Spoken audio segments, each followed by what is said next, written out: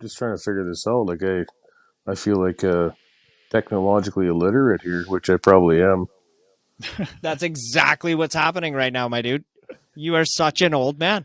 I am just like give me a trap line and a 22 pistol, and I'm happy. But ask me to turn the camera, and it's like a 2 hour ordeal. A 2 hour Ardell. Hard. Da-doom.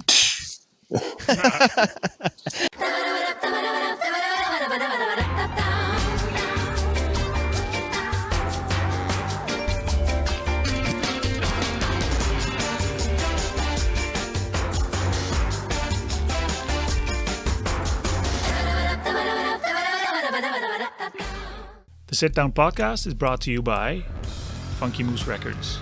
Funky Moose Records is an online record store. We sell new and used vinyl records, storage solutions like inner and outer sleeves, and cleaning supplies from, for example, Groove Washer. We also sell turntables from Audio Technica and speakers by Kanto. And if you're in the market for a record, how about this one? The Northern Royals EP. It is on gold splatter vinyl, and it's available at funkymooserecords.ca. Are you familiar with Kai the Hatchet Killer or whatever?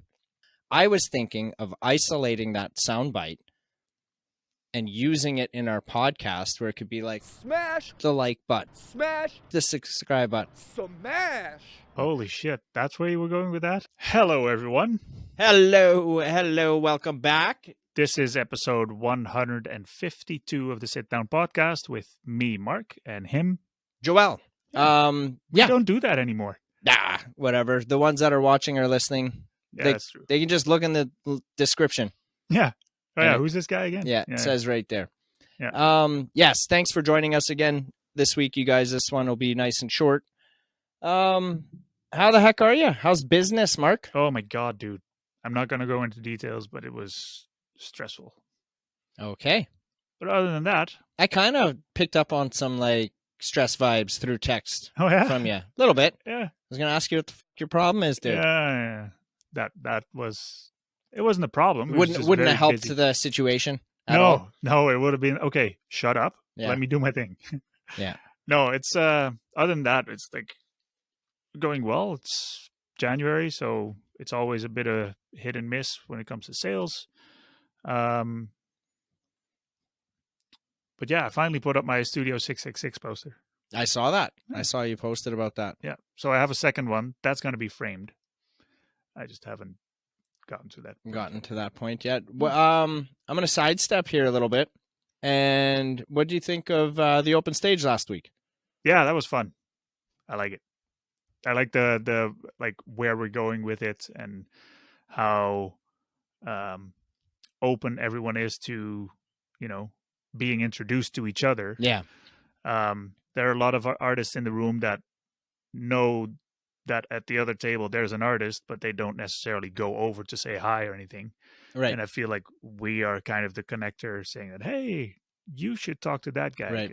For those of you watching or listening out there and don't know what the hell we're talking about here, Mark and I recently, I guess it was like end of December, mid-December. Mid-December, yep. We started hosting the open stages at the Capitol Music Club in Saskatoon, Saskatchewan. So yeah, it's basically like a jam session. We brought in a house band, so we got some regulars there that can back any artists that are coming up. Mm-hmm. If they choose to. We've got 3 under our belt. The next one's tomorrow night, and they've been a blast. I can't explain how much adrenaline and how much fun I'm having there. You're when you're there, you're like shaking and vibrating and like I am. Well, I'm definitely nervous. Like you got a crowd full of people that I don't know, and I'm trying to like keep that energy and that atmosphere up. And like, dude, it's not an easy task, but I love doing it, man. Yeah. It's a lot of fun. Next time we're going on stage. What do you mean? Instead of walking the room. I don't think I want to do that. Okay. Then I'll go on stage and you can walk the room. You can when you're talking. I want to stay on the ground level with the people, man. I want to get the people involved. But they can't see you. How about I go That on cord stage? is long. I can probably get all the way to Colin at the back with that cord, so they can see me. Trust me, they can see. I just had an idea because we usually have one microphone. Why don't I go on stage, grab a microphone, and talk in that one? And you should grab a guitar too, and you can practice your little bass guitar there. How's that going show for you? How far I got? Yeah. Yeah. How far have you got? I'm not telling you. Yeah. Why? You getting nervous? Not at all. No, not at all. We're referring to the bass off that we're having at Moosefest. That we were that generated from the Amanda Hagel. Thanks, Amanda. All your fault. I don't have time for practicing bass, but so there the idea was, Mark, if you go back to that episode, the idea was I picked a song, Mark picked a song, and we were going to learn it on bass, and we were going to have a bass off at this year's Moosefest, August 5th, 2023. That's coming along. Like, our lineup is full. We have not made any announcements on who we've got. We've got the date, the location. That's like location, all that stuff is the same. The date is August 5th. Yep. I want to say we've got 8, possibly 10 artists that will be performing this year. I forget how to count. So it's somewhere. Yeah, it's in that vicinity. Yep. Should be pretty good, but that's about as far as we got with it, which is why you haven't heard any announcements besides the date on our social medias. But I'm looking forward to it. Yeah, and the lineup that we did manage to get is an exciting one. It's kind of all over the map. It's not. So last year we were kind of a rock festival. Yeah. This year it's going to be mixed up, I would say, quite a bit. You think so? It's not one particular genre. Yeah. The word you hate. But it's it comes back to these people who are our friends. Basically. Again, 3 years in a row. Hey, man, it's like we're throwing a party just because we want to. And these are our friends that want to be part of it. Yeah. 100%. Yep. Actually, something that could be fun is what I will hint at you guys, if you're curious on who's playing. I will tell you that every artist we've got booked for 2023 has been on the show. Yep. So for some, you might have to go back a few episodes. Possibly. But maybe put some suggestions in the comments of who you think they might be. And I mean, you can do a list of up to 10 on there. But that could be something fun. Comment below who you think it is. That'll give us ideas for next year. Right? I got a question for you, Mark. Nolan, it's not the Radiant. Yeah, they were there last year. You guys missed them. But they are playing February 4th. Mm-hmm. So I highly recommend you guys get your tickets out. They're bringing in Northern Royals out of Winnipeg, who was also at Moosefest last year. So that's freaking awesome. And then the department heads are going to be playing that evening as well. I saw them at the Capitol. They're freaking great, man. That was the night that I saw High Kicks, I think, was when I saw department heads. That would have been that night. Yep. Yeah, they were great. So I'm looking forward to that show. Yep. My question for you, Mark, is we are still in January. Do you have any highlights from the podcast of 2022 that we did? Like, what are your more memorable moments of the last 52 episodes that we've done? Episode specific or just the whole thing that happened because of the Either or. Something fun that happened in the year on a show. Well, first of all the relationships that we made through the episodes, obviously. Yeah.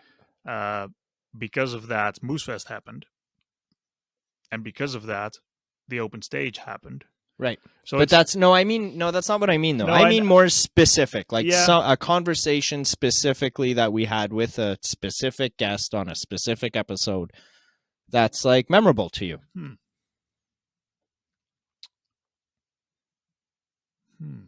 For example, the Amanda Hagel episode where we said, hey, let's do a bass off and let's learn a song. Something like that.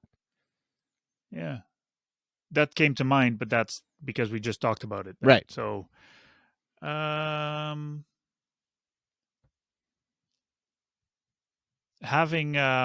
both Brandon and Olivia in 2 separate episodes so that we could talk about Talk about them behind their backs. Yeah, I to thought one another. That was fun. Jake was this year too, right? Or last year? I think he was last year, if I'm not mistaken. I think it was in 22. I don't remember. Okay, let me ask you a different question. Jake Vodland. That was I especially liked the fact that afterwards, after the episode, we heard from his dad that Jake was not prepared to go on camera, and yeah, he thought it was just going to be an audio kind of thing. So, but he was still, his hair slicked back. He was still in his a trooper button up shirts, and so it was fun that we caught him off guard, and he took it in stride. Right on. Okay, the other question I was going to have for you was, out of all the episodes, we're the ones doing the editing on these, you guys. Sometimes we alternate. Sometimes it's like Mark will do 2 or 3 in a row, or I will, or whatever. On the behind the scenes aspect of it, the editing side of things on the episodes, is there any particular episode that you would say that you're very proud of? Not of the recording it, but putting it together. Or the one you had the most fun with doing? I like the ones where I don't have to do a lot of editing. That means that the conversation went well, and we don't have to cut a lot out of it. And actually, one of the most recent ones, the one with VBND, was very. It was a fun conversation. It was to the point, and there was very little that I had to cut out. Maybe I'm saying that because that was also the last one I edited. But you gotta think a little bit more outside of the box here. Yeah, dude. I know. I would go. Okay, while you think about that, I would say one of my more memorable episodes of 2022 is Caitlin Lehner coming back on. I had a lot of fun on that one. That one was a blast. It was a blast to hang out with her. It was a fun one to record and that was edit a fun and one put to together. edit too. That's what I'm saying. I would that one. I edited that one. I don't remember. I think I did. Yeah. I thought I did. No, I think I did. Did you? Yeah. Hell yeah, dude. Good job on that one. That one was fun. Yeah, it was. Yeah. Come back anytime, Caitlin. That door's always open. I've been hounding her on Tuesday nights to get her butt to the stage. Did you? Oh, Colin and I, That's for hilarious, the last 2 or 3 weeks. Okay, so we've been sending her pictures and texting her and get your ass out here. I didn't know that you were doing this, but I texted her on Tuesday night saying that you should come here because this is perfect for you. And she said she would, but she's in Calgary right now. Mm-hmm. She's been in Calgary for a couple of weeks. So she says. No, I saw her posting today, and she's legit out there. Yeah. But yeah. Yeah, no, I've been hounding her, trying to get her butt out there. Yeah, I'm not surprised, but we didn't know this from each other, so it's fun that I did the same. I'm trying to think of some shows coming up, too. So there's one on Saturday. This Saturday coming up. Is there not? Ever since Christmas, I'm so out of... I haven't looked at live shows that I want to go to.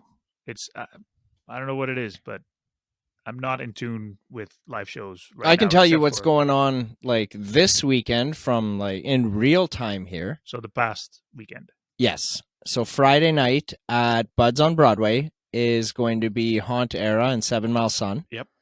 And then on Saturday, Brothers G are playing at Amigos. With who? I don't recall. I'm going for Brothers G all the way. Well, yeah. Yeah. I saw Brothers G are playing a show. I'm like, I'm in. Yeah. That's all I need to know. I'll figure it out. I'll figure the rest out when I get there. So there's that. And then, I bought my tickets for the Radiant and Northern Royals February 4th. So I got those in the pipe. And Where is that? Why or when? Where? That one is at Amigos as well. Okay. You betcha. I might tag along with you. Hell yeah, dude. Get your ticket. I already got mine. Antiqueens announced their tour dates today. They are doing Regina at Oh.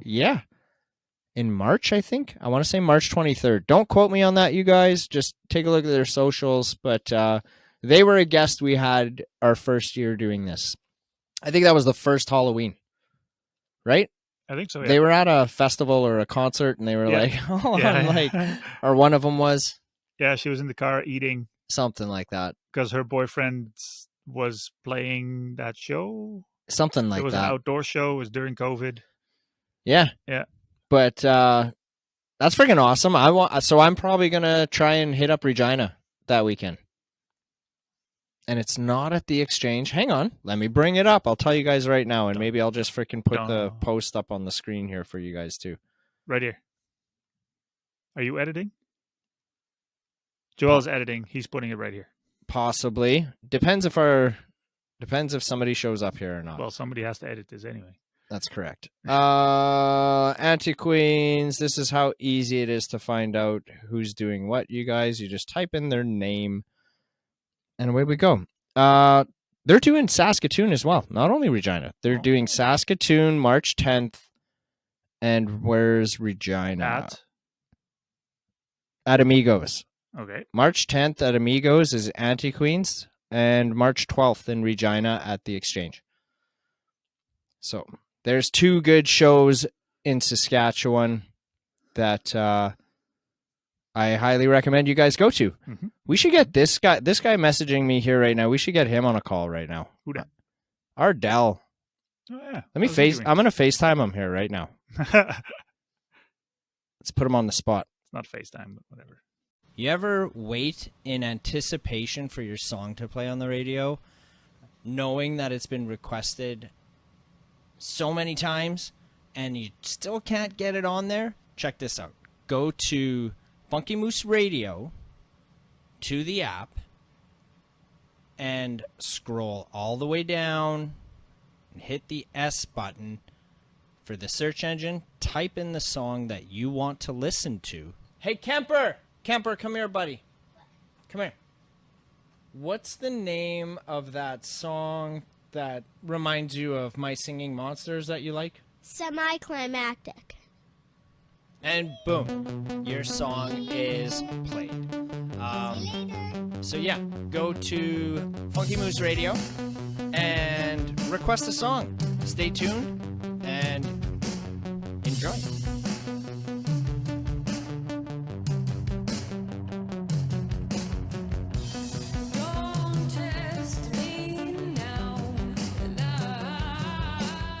Shit, man, we should just send you the link here, and you should just jump on the podcast with us right now.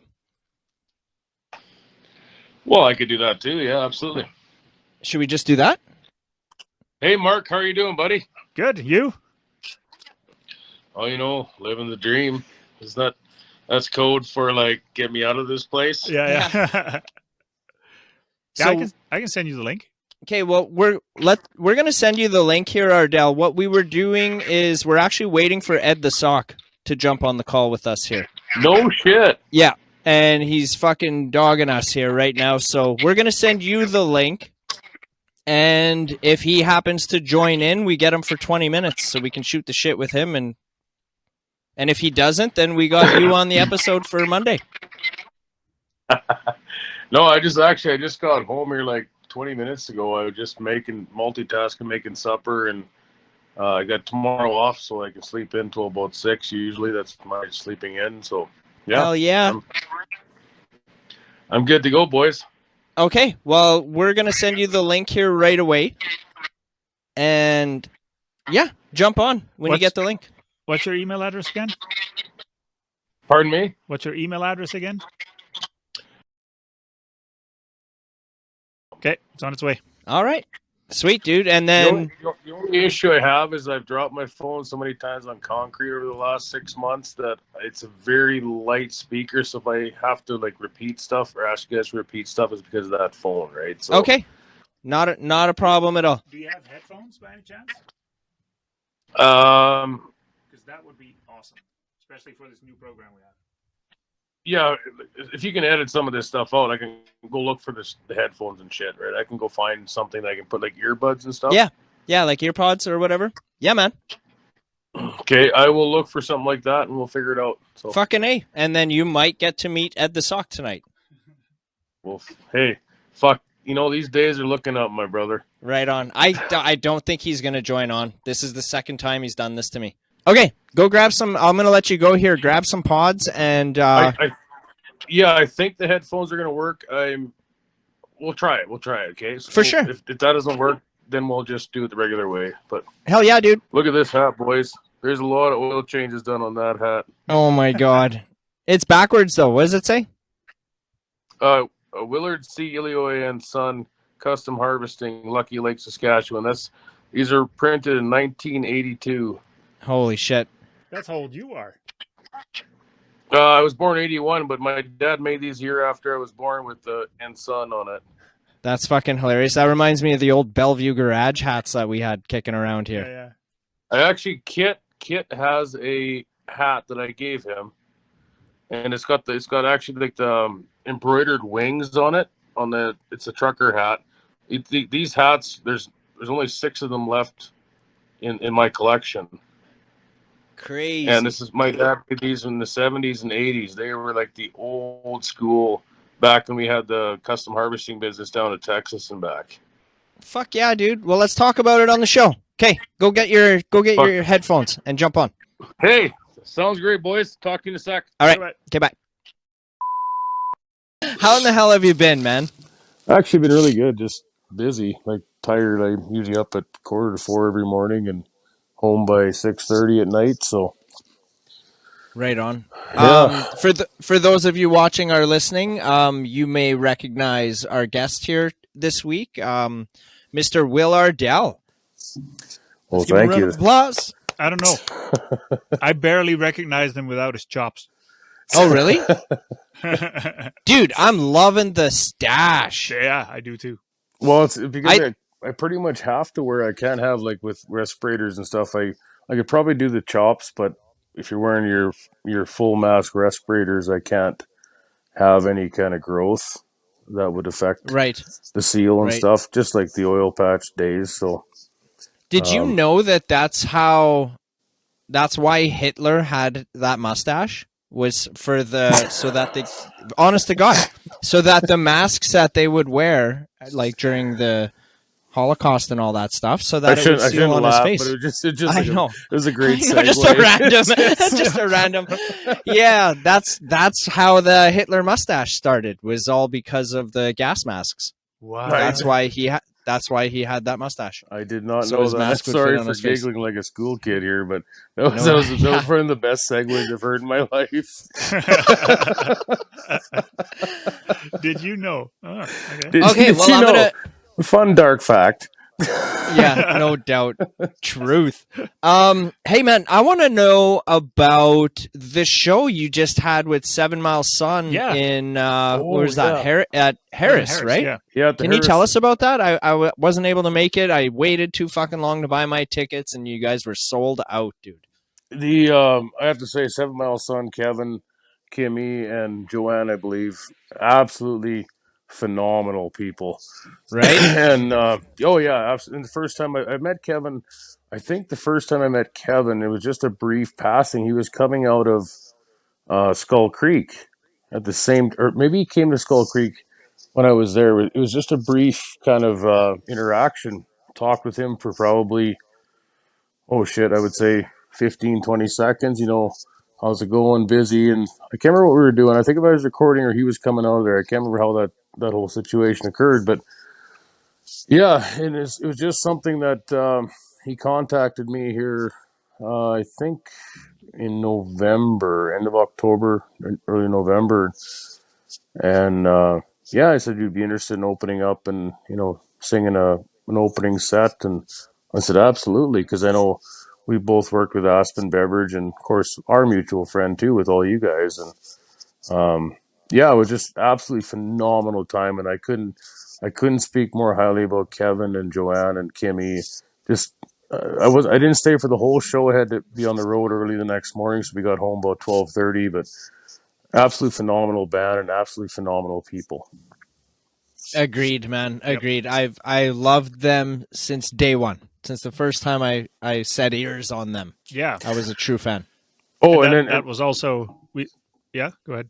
oh, I was gonna say they play just balls out, and I love seeing yeah. that. And um, that whole venue, that the Harris Hotel, was just packed to the rafters, and Nice. the environment of and the energy from the people in that room that night was really incredible. I really enjoyed it. Have you ever played that location before in your career? I've never played Harris. No, I've been Right. through Harris. I've just never had the opportunity to play there, and I was very honored to be part of it. And it being a Christmas party, and for them being a hometown band too, like it almost felt like you're playing for a bunch of really amazing friends and family. And Nice. I think that those kind of shows are always so above and beyond at the end of the day. Right. Agreed, man. They're rewarding, I think. Absolutely, absolutely. Yeah. 100%. So outside of that, another question I have for you is, have you currently been like, are you doing any studio work at the time? Like right now, are you doing any writing? Yeah, it looks like you got a tail in your face. Yeah, I got a cat here. I'm actually planning on going into studio with Aspen here end of February. Oh, nice. Trying to line up some shows here for the summer with myself or with the band or basically anybody else. Because Burke and I did a lot of shows last year. Burke's also doing amazing things. I always try to speak highly of everybody else in my life that's a musician that I know it's been good friends, because I think I always try to value this business based on the great relationships I have with people that are close friends, and I'm very proud of all the ones that I have like that. And I love seeing guys like Burke and Aspen and everybody else just absolutely out there killing it. And Kitchener Langfeld, I can't speak highly enough about him, and he's a friend of ours too. And Yep. just it's been an amazing kind of environment. I've talked with you about that, Joel, and I'm excited. I haven't been planning on doing a lot of the smaller shows. I've been trying to book ones that are probably more, where I can spend time with the family on a weekend, but then also play a really kick-ass show the next weekend. So instead of doing shows for $40 and a chew, and losing a weekend, trying to build myself up in that sense where I can do a little bit different shows and maybe get my music out there to different people that haven't heard me before. Hell yeah, dude. Well, speaking of that, are you down if we drop one of your songs in here right now? Oh, absolutely. That's an extra 4.5 cents. Nice. Which is there anyone in particular that you want us to put in here for the audience? You know what? Highway to the Sun is probably one I'm really proud of, and that's a really more upbeat one. Wounded Kids came out, I think, January 29th of 2000. Holy shit, my memory's starting to go. I don't even remember what's going on anymore in this world. I think you're such an old man, dude. You're such an old man. Oh, I'm so glad you're here, because I'm usually the old guy, but he's and we're only like, aren't we only like fucking a few weeks apart or a year apart or something? Yeah, but I think it's the old hilarious. soul, man. It's like you just beat yourself up to the point your brain just goes, I'm stopping working. Yeah, but this is enough. But trying to remember all this stuff, and I think Wounded Kids came out January 29th of 2021. It was during the pandemic kind of crisis in those year and a half or 18 months. Year and a half, 18 months. It's the same thing, isn't it? Jesus. Yep, it is. But that's fucking funny, dude. But so I think Wounded Kids came out in January, but I think the one that really gets me rocking is obviously Highway to the Sun. I think it's one of your favorites too. 100%. Yeah. And Leo had played on that, and Aspen and Grieg and myself, and yeah, that's probably one of my favorites. That'd be a great one to drop. All right, let's give that one a spin too. And we got Kitchener Langfield in that video as well. Yes, sir. Yeah. What do you call that? The lead character. He's right? And it was shot at. It was shot at Skull Creek Studios, and then it was also done by Prehistoric Productions with Francois and Brad and Hell Andrew. yeah. Hell yeah. Shout out to the boys. Let's Oh, give her yeah. a spin right here.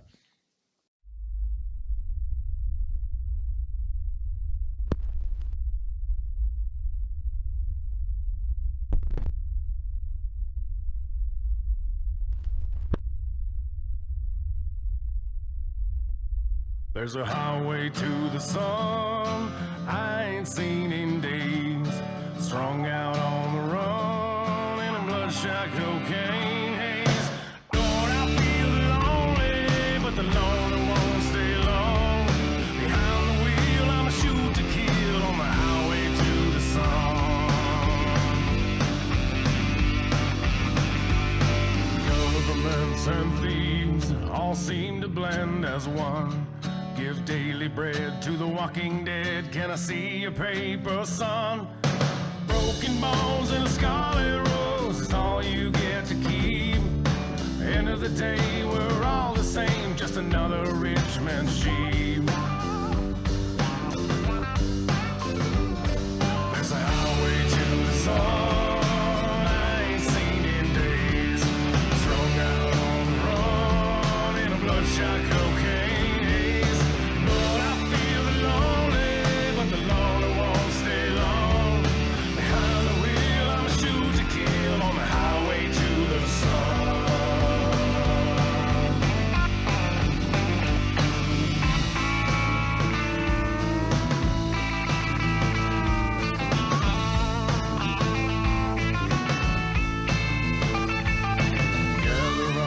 Sinners, my soldiers and my saints, our brothers and our sisters should not be the ones we hate. Those bastards on the mountain looking down a mile on you, who take the cash and share a laugh at what they put you through. There's a highway to the sun I ain't seen in days. Strung out on the run in a bloodshot cocaine haze. Lord, I feel lonely, but the lonely won't stay long. Behind the wheel, I'm a shoot to kill on the highway to the sun. There's a highway to the sun I ain't seen in days. Strung out on the run in a bloodshot cocaine haze. Lord, I feel lonely, but the lonely won't stay long. Behind the wheel, I'm a shoot to kill on the highway to the sun. The highway to the sun. Highway to the sun. Highway to the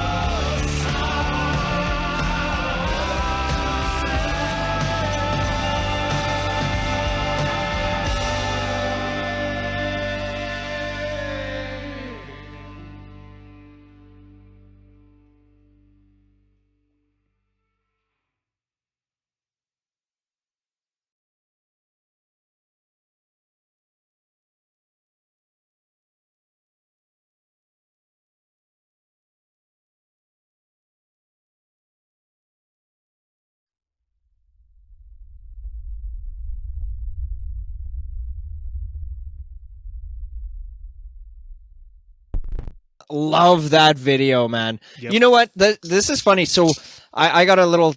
I've said this on the show before. So that end scene when he's driving down that grid road, right? Mm-hmm.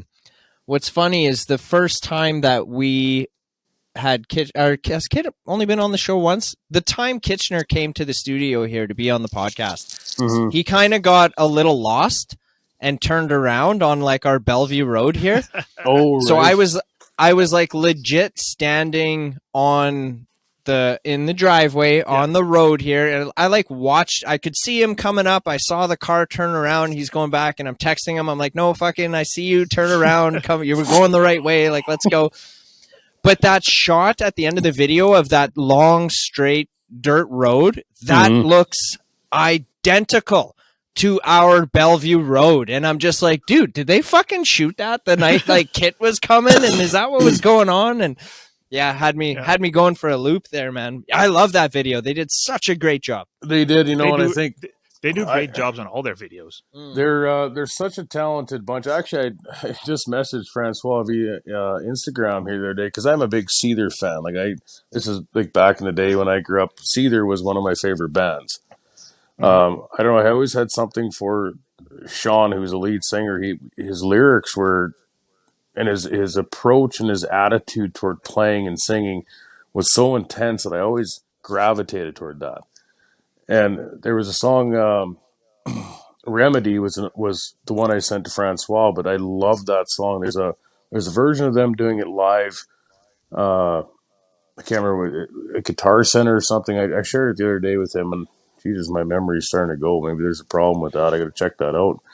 But it was such an intense performance, and I sent it to Francois because I know we had talked about how much we both love Seether, and that's one of the bands that I don't think they ever got the recognition huge like they deserved, because the intensity of their performances and the intelligence of their lyrics for me was something that was always stuck with me over the last 2 decades.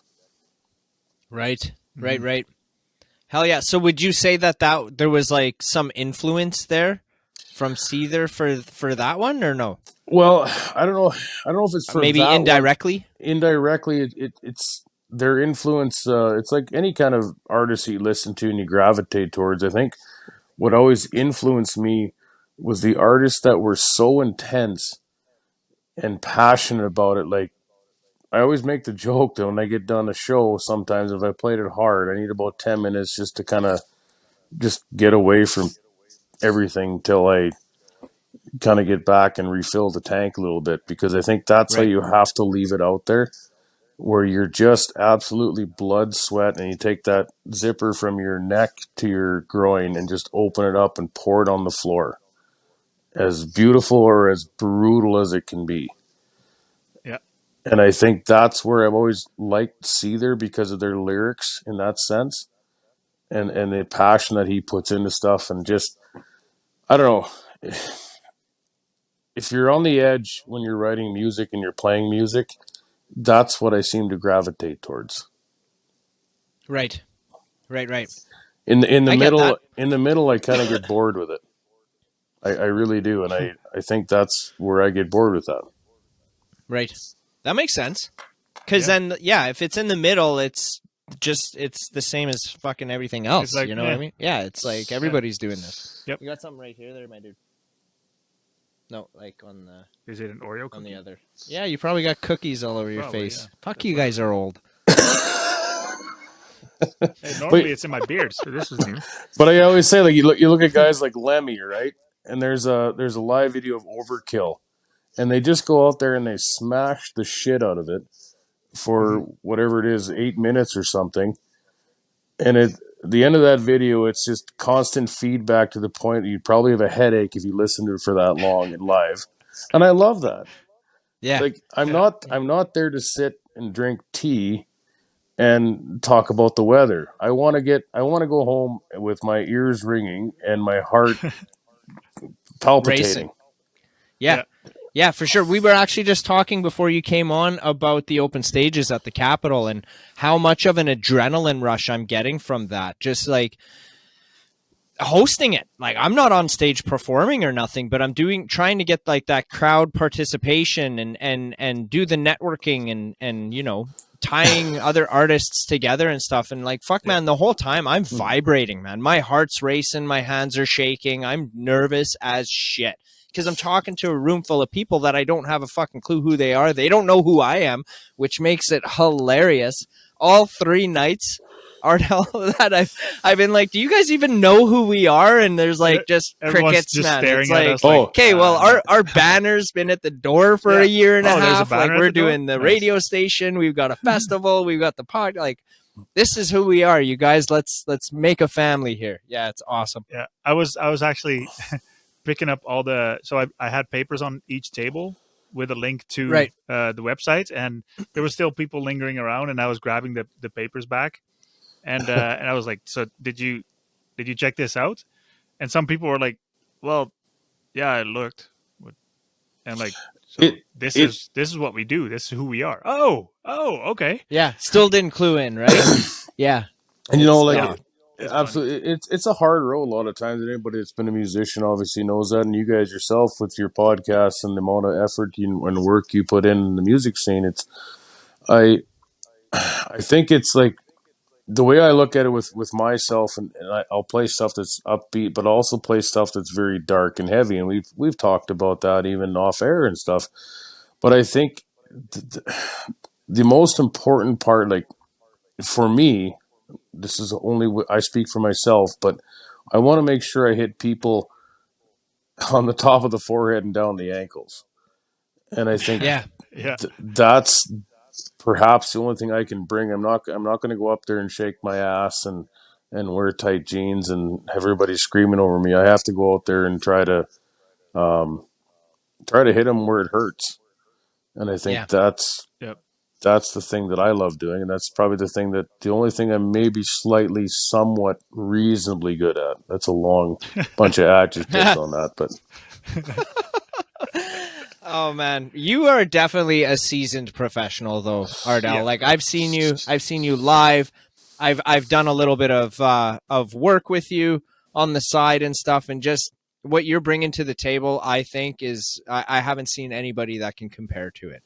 well, That's in my opinion. Like I think the world of you, man. Like you're fucking magnificent. and for everybody listening out there, I just sent Joel a check. Yeah. that 10 cents you got for that spin on Highway to the Sun just got transferred to me. I just showed my bank statements where it cleared, so you're welcome. But Hell yeah. no, I really do appreciate that though, man. It's like I think any artist that goes out there and at the end of the day, I think you just want to try to affect people and maybe leave some sort of a lasting impression, like a canker sore or whatever it may be. It's just, Yeah. I think I suppose it's changed with me in the last decade or so. Like when I came out, and I was probably more concerned about the things that really were shallow and didn't matter. And I think now, as I'm getting to be an old man, it's just you just want to make a difference. So when at the end of the day, it probably isn't about money. Of course, it's nice to make a living in what you're doing, what you love. But I think at the end of the day, if you can change somebody's life for the better or make them think or make them feel, I think you probably did something right. And Yep. that's important. For me, it is. It's more, I it's agree. more about the greater good kind of thing. Yeah, and I don't always say that I would be ever in the category of doing something for the greater good, because I clearly don't all the time. But I think it's valuable as an artist and as a person personally, even when the lights go down and the amplifiers are done and the guitar strings are broken. Maybe that's something that I look at as a positive thing that I can contribute, whether it made people angry or happy or made them laugh or made them cry or made them think. I think that's all you probably should, or for me, that I strive for. Not everybody else, but for me, that's what I strive for. Yeah, you want to do something, not to people, but you want to, like, Well, it's like something for you wanna people to move remember people. you by yeah, Yeah. exactly. in a positive way. Yeah. And Positive not influence. and not in a way that's generic, because I don't Yeah. believe the world is built on genericism, and is that even a word? Maybe it's not. It is But now. but That's the title of this episode right there. Genericism. Yeah. I just always remember it's not that I'm anywhere close to this statement, but nobody remembers people in the middle. They remember people at the extremes throughout life. Yep. Right. And that's, I think, even your art doesn't mean you have to be extreme and be wild and stupid and crazy, but it just means you should have a little bit of a lasting impression in something you do. And I know often nowadays with art, the financial part of it takes over it a lot, and that's understandable. But I think you should still have that ability to hit people on the cellular level, where when all the lights are down and they're by themselves, be able to knock their cells back a little bit. Right. I had a thought the other day about the industry, and I don't know, Canada in particular. I'm not too familiar with how the industry is in the States, a little bit, but like okay, where am I getting at here? I find it just, we all know how hard it is for a musician in Canada to make any money. Like, you're not going to fucking make any money unless you're legit grinding it out 7 days a week, or you get that big break from like the big record label in the industry, right? Like, we can all agree on that.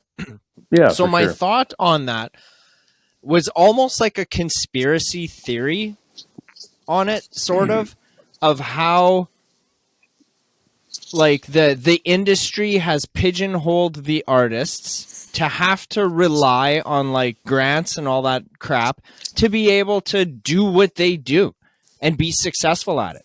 For example, our festival, Moose Fest, does not qualify from any factor grants or Creative Sask or any of that stuff until we've got like a solid 4 years under our belt. Then we can start applying for You can grants. apply in the 4th year, right?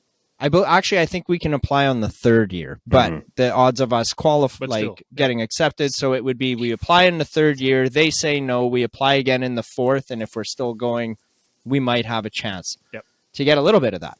And it's the same with artists, because I know you guys are constantly applying for grants on like video, studio recording, all the stuff, everything you guys are doing, right? And I just think that there's something off with that, where why does the artist need to rely on this industry to be able to do the things that they love? And I think there's something really fucking crooked and sinister there and unfair.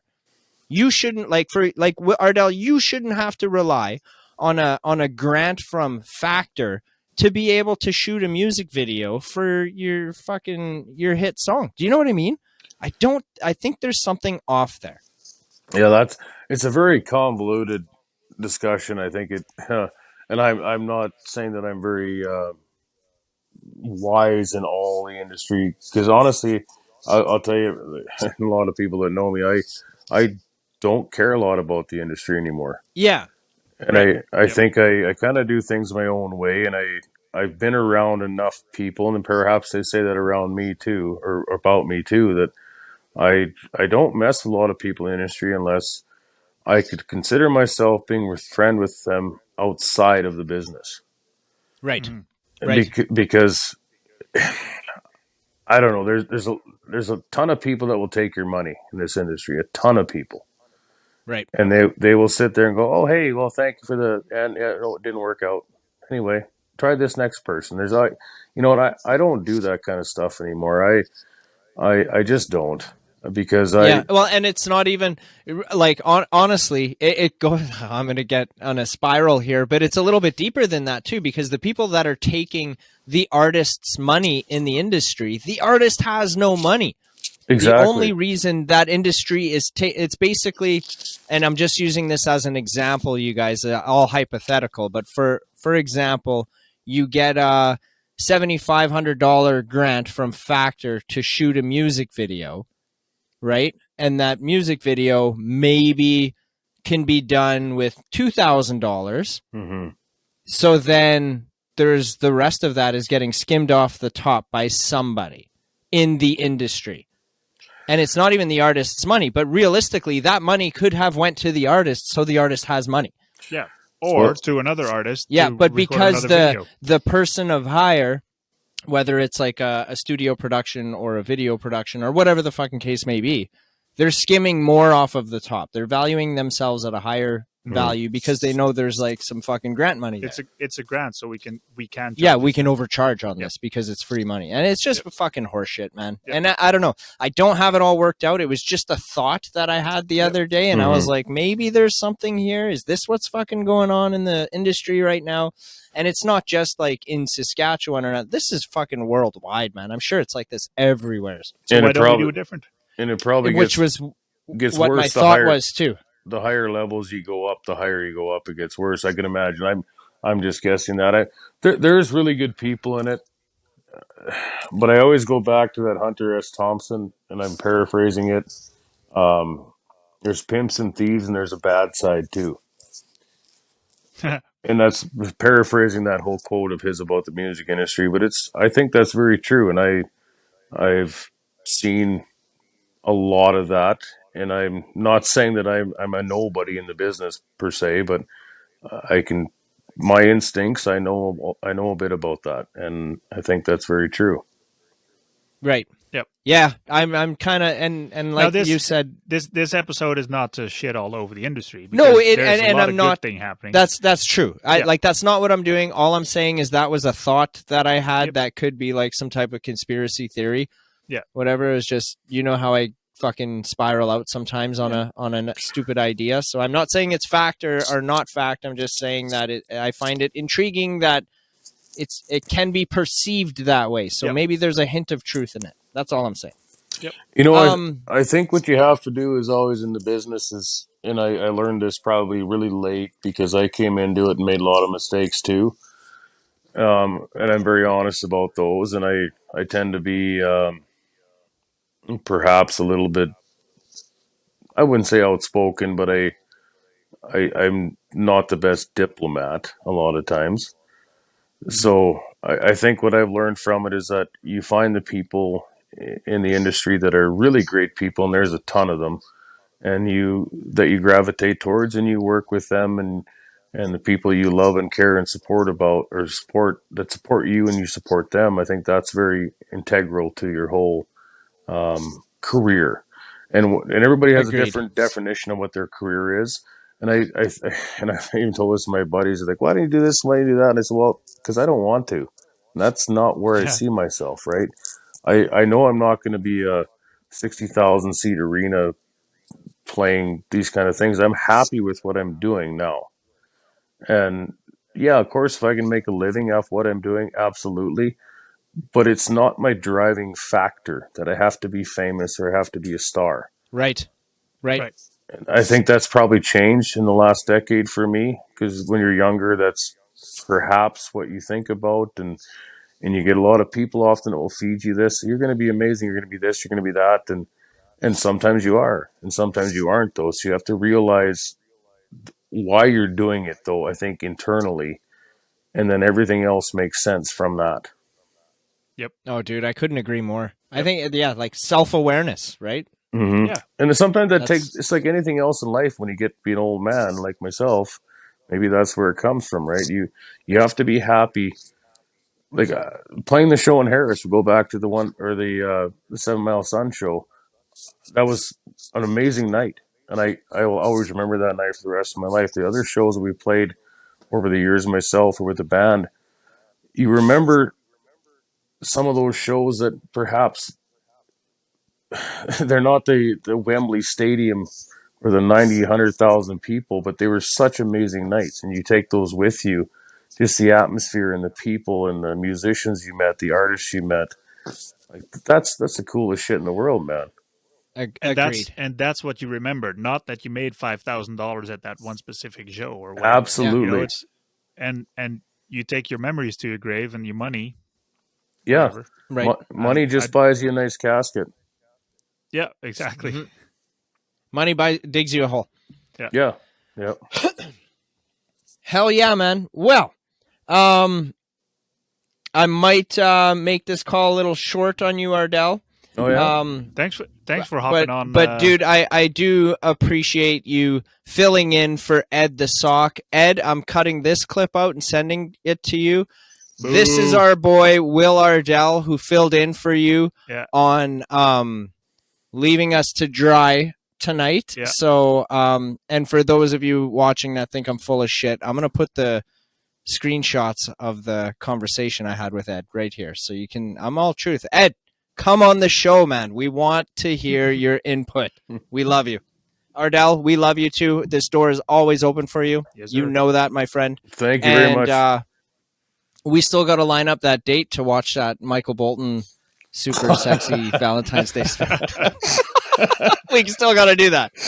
We're actually, when we do that, because now we've talked about this for a while. We're gonna have to do like a sit down podcast about watching this show, and then like splice. We should. And just like mash it up and splice it up with just just our own little kind of vibe on that. That'd be a blast. I haven't seen Michael Fuck, Bolton. that's not a bad idea. We can all watch it like in real time together, and there's the episode. Ratings through the roof. No doubt. Shit, we might as well invite Michael Bolton to come on and watch it with us too. Fuck. Yeah, I could just imagine how this would go. It'd be great. Man, I'm totally down for that, man. It'd be great. Hell yeah. Okay, well, we got to line something up this Michael, year. We've been putting that off for fucking, like 6 months now? I haven't seen enough of you, dude. Michael's invited. Yeah, so we're gonna have to tag Michael in this podcast. That's the main thing. He'd probably come out and say, "Hell yeah, boys, I'm in." I can guarantee, Mike, if you're listening, you're in on this. We're gonna watch this with you, Mike. We're big fans of you, Mr. Bolton. You've got a voice of an angel, my dude. All right, Ardell. You know we love you, man. I'm looking forward to seeing you and hanging out with you very soon. And thank you again for jumping on. Yep. Hey, thank you, boys, very much. Love you both, and I haven't said that, but Happy New Year and happy the best in 2023 for all of you guys. And same to you. Thank you, sirs. Peace. Take care.